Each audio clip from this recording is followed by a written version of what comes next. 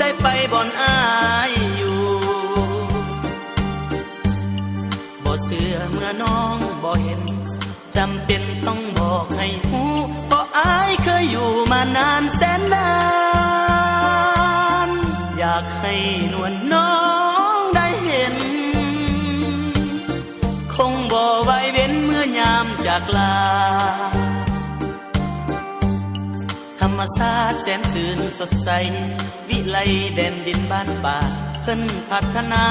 ไปแล้วขวัญใจ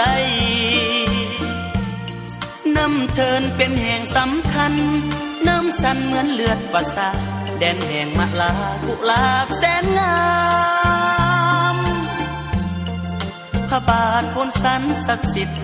เนรมิตยังมีวัดดังโอ้น้องสามานสถานที่เที่ยวชมถ้าหากว่าน้องได้ไปบ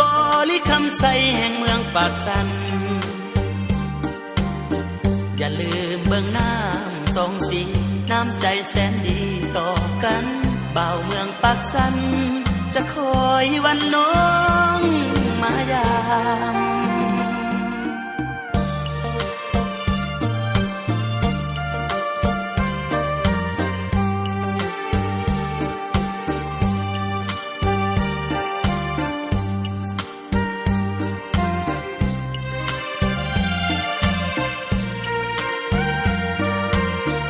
อยากให้นวลน้องได้เห็นคงบ่ไว้เว้นเมื่อยามจากลาธรรมชาติแสนชื่นสดใสวิไลแดนดินบ้านป่าเพิ่นพัฒนาไปแล้วขวัญใจน้ำเทินเป็นแห่งสำคัญน้ำสันเหมือนเลือดประสาแดนแห่งมะลากุหลาบแสนงามพระบาทพ้นสันศักดิ์สิทธิ์เนรมิตยังมีวัดดังโอ้น้องสามานสถานที่เที่ยวชม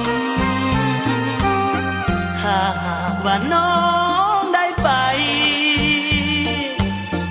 บริคำใสแห่งเมืองปากสันอย่าลืมเบื้องน้ำสองสีน้ำใจแสนดีต่อกันบ่าวเมืองปากสัน